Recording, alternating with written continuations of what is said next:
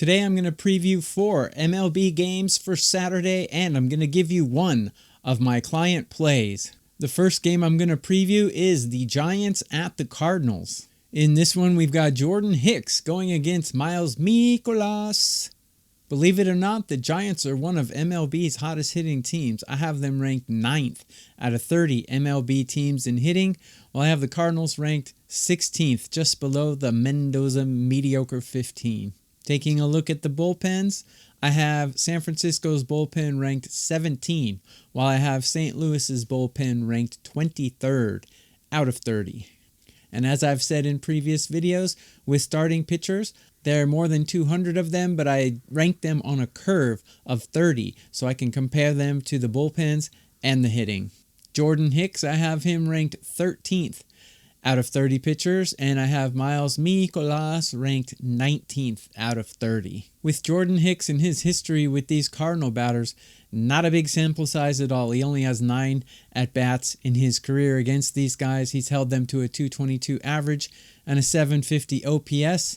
I don't give much credence to these numbers, though, because the sample size is a little too small. As for Mikolas against the Giants, he has a .275 batting average against and a .778 OPS against. I use 750 OPS over under. If you're under 750, that means you're doing a fairly good job. And if you're over 750, you're doing a fairly poor job. I used to be an MLB scout, so I use my same stats, algorithms, databases to rank all of these players and teams.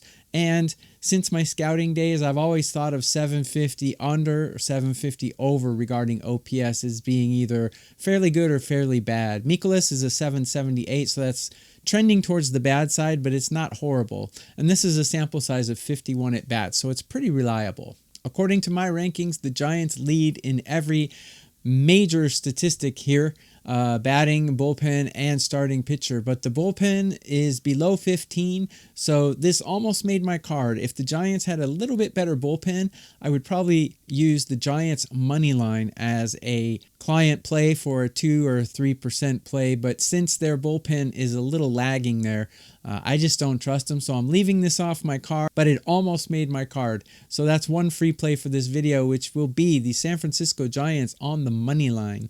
I'll take a break in the previews for a minute to promote myself.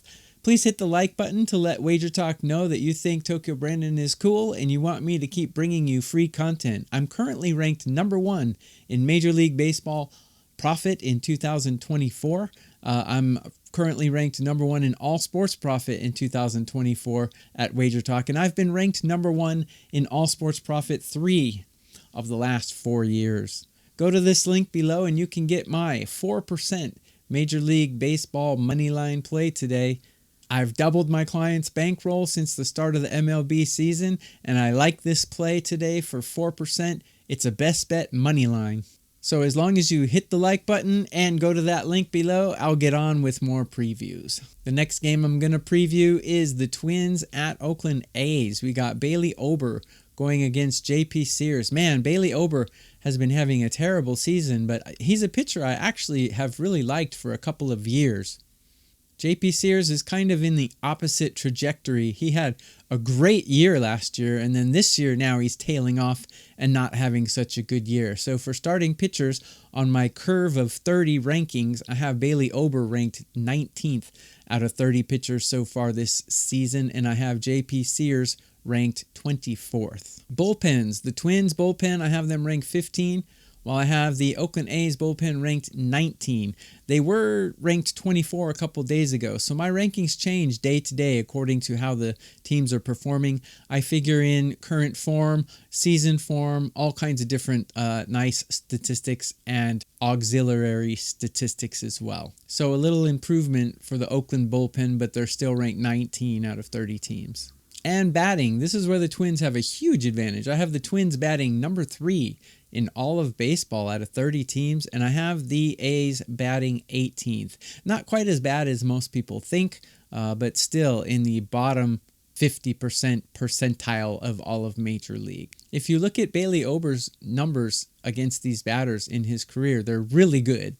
In 31 at-bats against, which is a fairly good sample size, he has a 161 average against and a 446 OPS against. That's very minuscule. Like I said, 750 under is fairly decent, so he's in the 446 against, which is really, really, really good. One way to approach this game, given the fact that the Twins have such a good lineup and Bailey Ober's statistics against these batters are so good, would be Twins money line. But again, a 15 ranked bullpen, I just can't trust them. Maybe a first 5 money line, but the odds are probably pretty bad. But if anything, I would play the Twins on the money line if there is a side. There is one play that I do like in this, which I'll share with you right now. Currently, this season, J.P. Sears is only striking out 5.54 batters per 9 innings, which is really, really low. And the Twins are only striking out 6.8 times per 9 innings.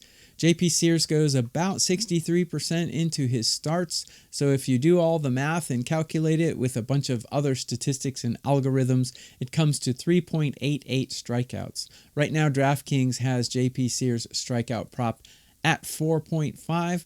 I would bet the under on that. It just missed my card. Again, I'm sharing plays with you on these videos that just missed my client play card. I will give you one client play later in the video, but JP Sears under 4.5 strikeouts I think is a pretty decent bet. So if I were to bet this game, that's what I would bet. The next game we're going to preview is the Seattle Mariners at Miami Marlins. So we've got Logan Gilbert on the mound for the Mariners. We got Sean Anderson on the mound for the Marlins. So unfortunately, Sean Anderson hasn't made enough starts or appearances in the last 30 days to show up in my database. So I don't have any rankings for him.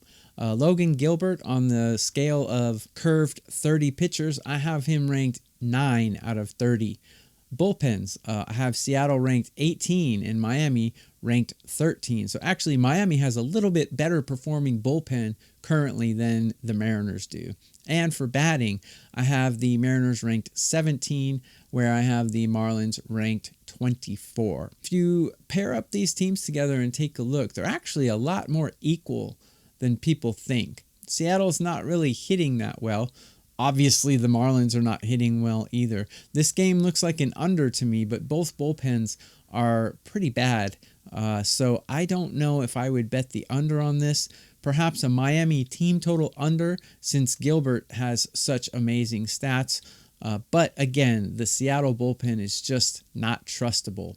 One thing that stands out here is the Marlins are hitting 23 out of 30 teams, which is very poor. Logan Gilbert is ranked 8 out of 30 on a curved 30 starting pitching scale, which is very good. So perhaps first 5 team total for Miami under would be a good lean or a good bet for this game. Surprisingly, these teams are a lot more equal than people think. So I personally would avoid betting Seattle on the money line like everyone is probably running to do in this one. The last game I'm going to preview is the Cubs and the Mets. I'm going to share with you one of my client plays today, which is in this game. It's just a small 2% play, but I like it a lot. Jameson Taillon takes the mound for the Cubs, while Tyler Megill goes for the Mets. Taking a look at the batting, the Mets are ranked number 3 in all of Major League Baseball out of 30 teams. They're really crushing it, and I have the Cubs ranked 21. Bullpens, I have the Cubs ranked 21 again, and I have the Mets ranked 3 again. Starting pitchers, neither one is performing very well. We've got Tyler Megill ranked 18th out of 30 pitchers on the curve, and we have Jameson Taillon ranked 20 out of 30 pitchers on the curve.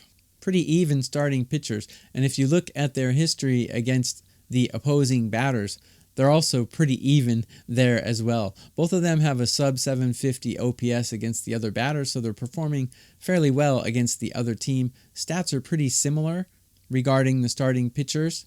However, when you dig a little deeper, there is something that stood out to me. Right now, Jameson Taillon's strikeout prop is 4.5, and when I run the numbers for him, using an algorithm combining his full season and current form statistics, he's only striking out 6.4 batters per 9 innings, while the Mets, very plate disciplined, they're only striking out 7.8 times per 9 innings. Tejon is currently going about 63% into his starts, so if you calculate the math, throw in a couple of other little statistics and algorithms, I come to 4.53 for his strikeout prop.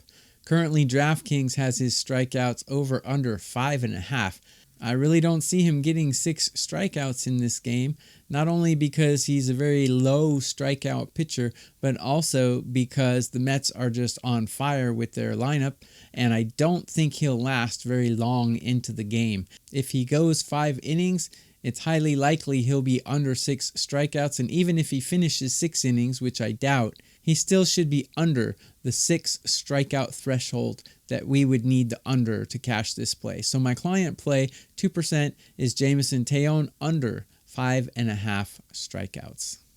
Again, go to this link below to grab my 4% Major League Baseball best bet today. I'm the #1 capper in Major League Baseball profit 2024. I'm plus 100, doubling the bankroll for my clients.